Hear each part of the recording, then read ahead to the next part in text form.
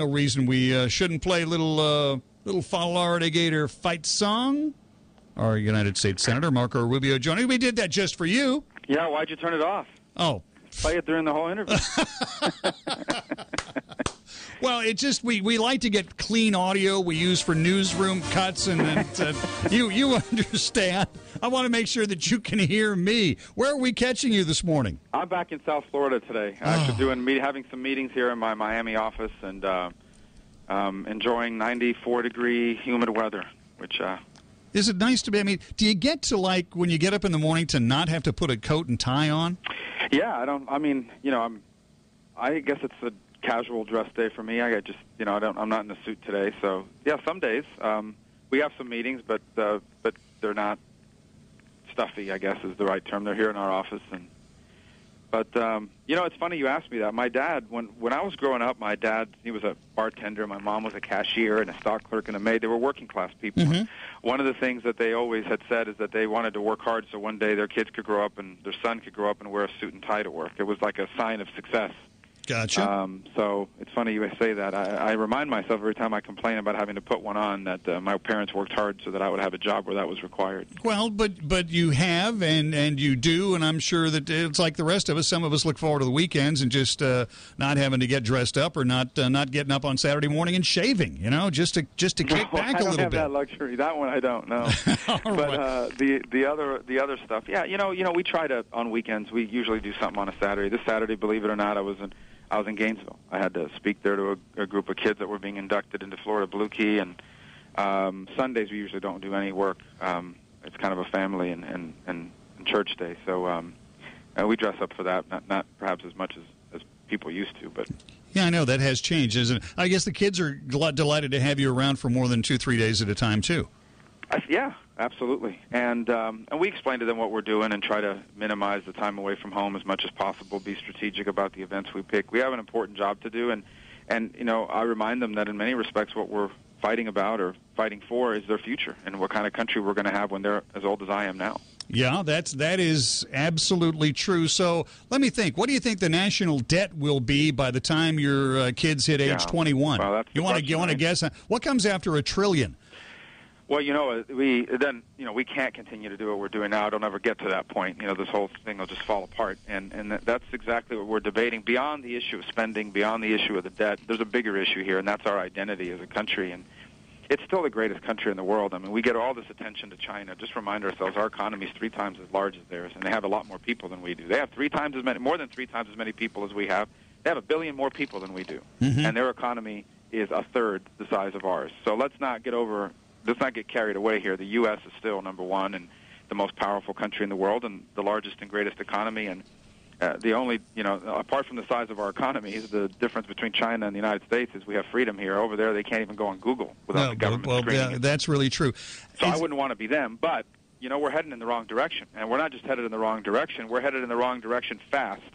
And we've got to reverse course, or we're not going to like the way this country looks. Not when my kids are my age. We're not going to like the way it looks in 5 years. No, yeah, way quicker than that. Is it really frustrating being a freshman Republican or just being a Republican in the Senate, and you're thinking, man, a few votes here and a few votes there, and at least we could be at a 50-50 tie, might get some of the Republican agenda pushed through, which to my mind is not Republican agenda, it's common sense agenda. Yeah, I mean, it can be frustrating. On the other hand, we remind ourselves that our Constitution also gave us a republic, and that, sure, dictatorships are more efficient than democracies, but, you also don't have freedoms, and you don't have the ability to speak out on things. So we can get frustrated by it, but I also embrace our republic, and I understand that at the end of the day, it's given us 230-some-odd years of uninterrupted freedom and prosperity and opportunity, and so we're going to get this right, but it's going to take a lot of hard work, and we're going to have to keep focus on the issue. Ultimately, our people are going to make the right choices, if only we, give them the opportunity to do that. Well, it's a matter of do the rest of the Senate, does the White House get it? Does the White House, are they really committed to keeping, to not overspending humongously and to just get things under control? It seems like it's completely whacked.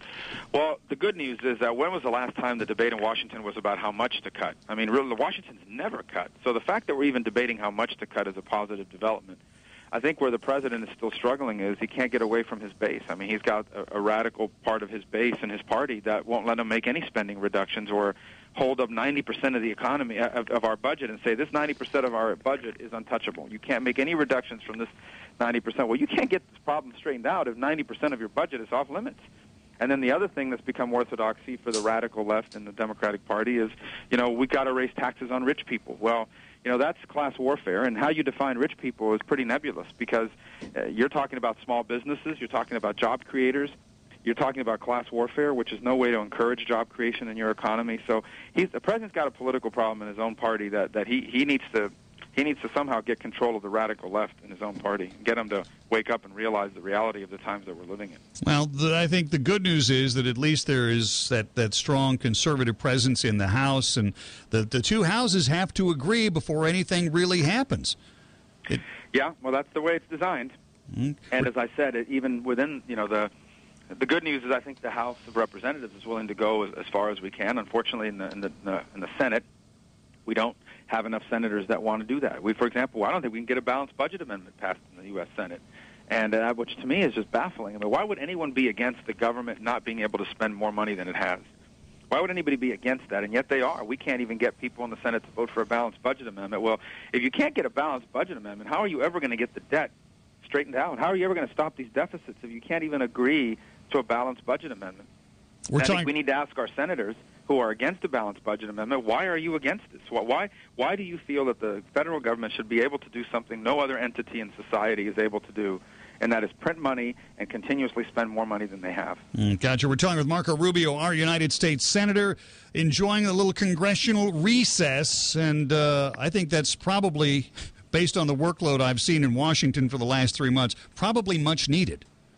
Well, I don't know if the Senate's a workaholic institution, to be honest with you. We haven't had very many votes, and Senator Reid, who runs the Senate, I think has determined to limit the number of votes for political reasons. He's got 23 senators in the Democratic Party that are up for re-election, and he's trying to protect them by keeping them from having to take tough votes on a bunch of issues. And so, we just haven't had a lot of work done. But these are critical months that are coming up. I mean, this debt limit debate is going to be a perfect opportunity to have a conversation about how to bring that debt limit under control. We had a wake-up call yesterday from Standard & Poor, one of the rating houses who basically downgraded America's outlook to negative because they don't think Washington is serious about getting control of debt and runaway spending. So that's a wake-up call.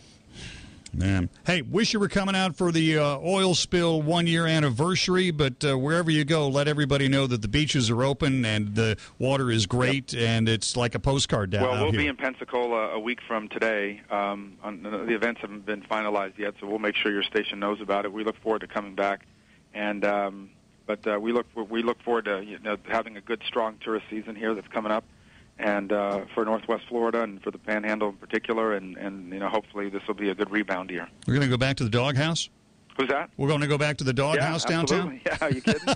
I think, didn't they name one after me there? Didn't I create one the day I was there? I will go check on that. But I hope so. If not, we'll make sure that happens one way or the other. I got you. Either by regulation or by fun, but we'll make sure it happens. All right, super. Marco, thank you very much. Hey, thanks for having me. I look forward to seeing you. All righty, Marco Rubio, United States Senator.